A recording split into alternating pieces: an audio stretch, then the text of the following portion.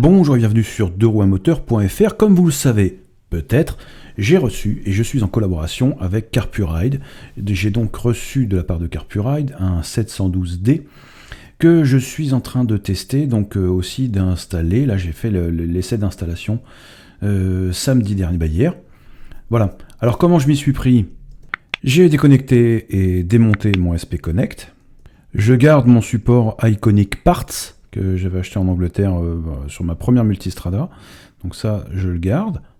Voilà la platine sur laquelle je peux désormais essayer d'installer Carpuride. J'ai essayé de démonter la boule RAM qui est derrière le Carpuride avec les 4 vis là, pour voir si je pouvais le monter directement sur le support, enfin sur la platine de l'Iconic Parts. Mais en fait, on voit immédiatement qu'on va perdre l'efficacité de l'étanchéité IP67, parce qu'on est directement dans le boîtier. Donc ça marche pas. En plus, le trou de la platine Iconic Parts coïncide pas du tout avec les trous dans le Georide, dans le Carpuride. Alors voilà ce que ça donne au final, le support Iconic Parts, la platine RAM, l'espèce de presse RAM, enfin simili RAM fournie par Carpuride, et puis donc de chaque côté les boules, voilà. Donc je trouve ça très disgracieux, c'est beaucoup trop avancé, moi j'aurais bien vu le Carpuride directement sur la platine, là ça aurait été efficace. En revanche, du point de vue du pilote, bon, ça fait le job, mais je pense que c'est quand même trop avancé, le Carpuride est beaucoup trop avancé par rapport à ce que je voudrais qu'il soit, et beaucoup plus près de la platine. Alors pour régler ça, j'ai trouvé la solution, Marc 3D sur Facebook. Voilà, cette personne en Italie fabrique le support qui remplacera l'Iconic Parts, et donc le Carpuride sera directement vissé sur la platine, donc beaucoup plus près de la bulle. Donc ça, effectivement, c'est une vraie bonne solution.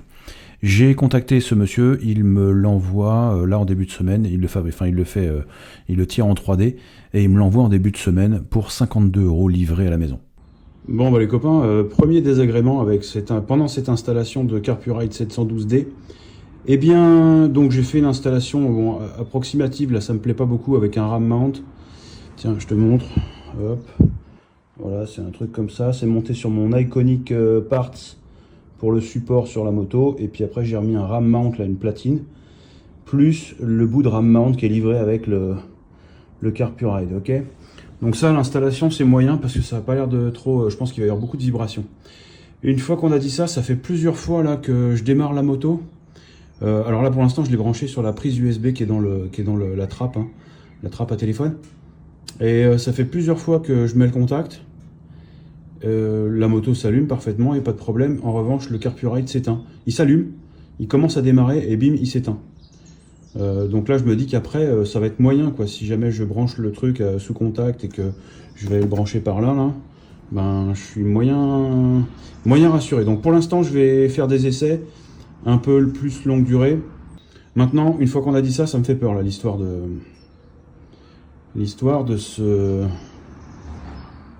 cet appareil qui s'éteint, parce que là bon au pire j'ai pu débrancher la prise USB et puis la rebrancher, donc là le Carpuride est reparti. Une fois, il est reparti et puis c'est re-arrêté. Donc je sais pas. Est-ce que c'est un problème de tension peut-être, parce que là, ça fait un moment que j'ai la batterie allumée. Enfin, là j'ai la moto allumée donc contact. Et je roule pas, donc faut voir. Est-ce que c'est ça? Il y a peut-être un problème de tension à voir. Mais bon, du coup, je vais rouler comme ça pendant un certain temps pour voir ce que ça donne. Bon les copains. On est le lendemain là, dimanche. Hier j'ai fait mon installation, tout ça, je me suis rendu compte que c'était compliqué parce que il fallait que le Carpuride s'allume au moment de la mise sous contact, et 10 secondes plus tard le Carpuride s'éteint. Je refais un test là, je viens d'aller chercher de l'essence là dimanche pour préparer ma moto pour demain. Je relance le Carpuride, je mets le contact. Je suis toujours branché là, Hop, le Carpuride commence son initialisation et bim, il s'éteint. Le seul moyen que j'ai trouvé à ce moment-là pour relancer le Carpuride, je débranche la prise USB et je rebranche donc cette prise USB de malheur. Et là, le Carpuride va redémarrer. Voilà. Donc, qu'est-ce qui va se passer quand j'aurai passé mon câble et que je serai branché directement sur la batterie? Je sais pas en fait. Il faudra quoi? Faut que je m'arrête, que je démonte je rouvre ma selle, que je débranche la batterie, et voilà. C'est pas sérieux tout ça. Et voilà, bon là, une fois qu'il est lancé, a priori, ça fonctionne. Retour à la maison, je me suis dit, je vais brancher le CarPuride directement sur la batterie, mais en fait, ça marche pas. Ça marche pas l'idée, puisque le CarPuride ne dispose pas de bouton on-off. Donc si je le branche directement sur la batterie, le CarPuride restera allumé en permanence. Et ça fonctionne pas. Donc il faut absolument le brancher sur un après-contact. Voilà, donc en gros, le début de ce test de CarPuride 712D, ça commence pas très très bien. Je suis pas très fan en fait.